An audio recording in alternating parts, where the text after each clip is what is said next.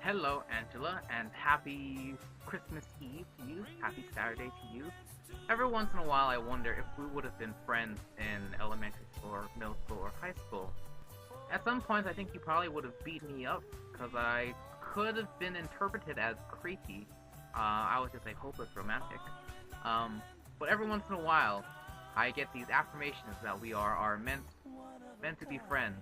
Going through your book list, many of the books on your list are books that I also quite enjoy myself. The Westing game, I enjoy the Westing game, I think I've told you this before, as well as Platform 13, the mystery of that one. The Platform 13 one, I quite enjoyed it, and I wasn't aware that there were more in that from that author in that series. Thinking about your question of strange foods or new foods that I've eaten since I've been back, I can't really think of many. Over the past few weeks, most of my food adventures have been finding things that I used to love and can now eat again now that I will be eating meat over break. No vegetarianism for this winter break at least. And so a lot of it has been stuff that I've already tried and already like and are pretty familiar with. As for new things, I did try something new that I didn't really enjoy when I was much younger. There's a thing we have called poke. It's sort of like sashimi, where it's raw fish. It's chunks of raw fish mixed with some sort of onion or vegetation. It's often mixed with limu, which is a type of Hawaiian seaweed, and flavored with different sauces and spicy things and all these sort of things.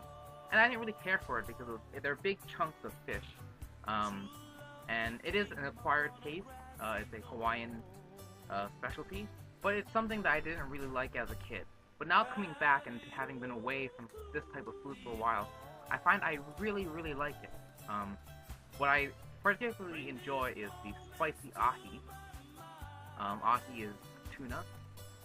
Spicy ahi, poke, is basically the tuna fish, chunks of this tuna fish, with a mayonnaise sriracha sauce type thing, so it's spicy and kind of creamy. And there's some onion and soy sauce for a nice little kick.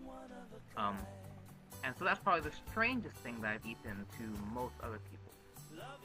The strangest thing that I've eaten to Hawaii people would probably be eggnog. Eggnog's not that very popular in Hawaii. It's a very kind of a white thing, I think. But I enjoy eggnog.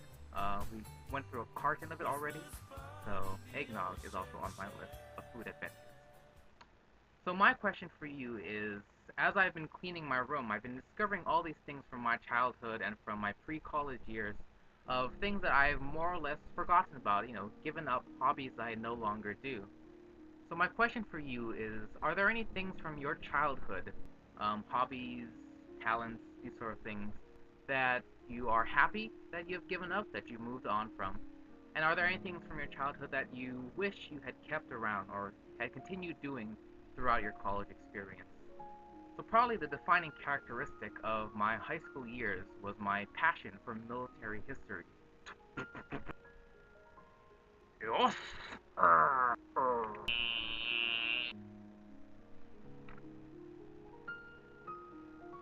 So this is actually a helmet that I made quite a while ago, as you can tell, as it no longer fits, that I made for part of a Gimli costume.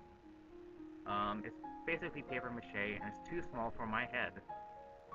But if you'd asked me maybe 5 years ago what I wanted to do with my life, I probably would have said I wanted to become a military historian, to research different military technologies throughout the ages, as well as keep, records of battles and all these sort of things. And while I still enjoy history, I still enjoy learning about warfare and all these sort of things, it is no longer a big facet of my life, more of a hobby. And I'm happy that I've moved on from this sort of obsession with military history, in that it's allowed my interest in science and literature and music and theater to develop more as I've gone through college. However, there are things that I did before college, but once I moved up to go to college, that I sort of forgotten, left behind, that I wish I'd kept up with, and I wish I still did today. Most of these are musical things. when I was much younger, I think like most Asian children, I had piano lessons with Jill Fong and her two other sisters.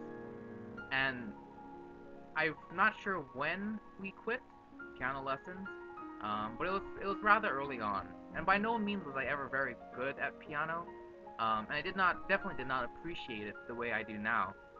And sort of my one wish is that I would have kept up practicing and playing piano so that I could be proficient today. The other musical thing that I wished I had kept from my younger years was playing the erhu.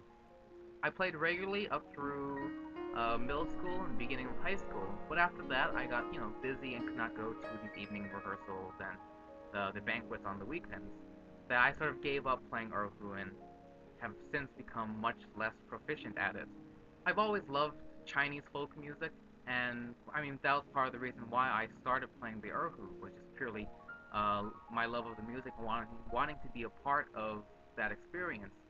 And I think now in my later years, or in college, where music has become a much more prominent facet of my life, I wish I had this instrument more under my control. I wonder if there are more push doors than pull doors. Meow.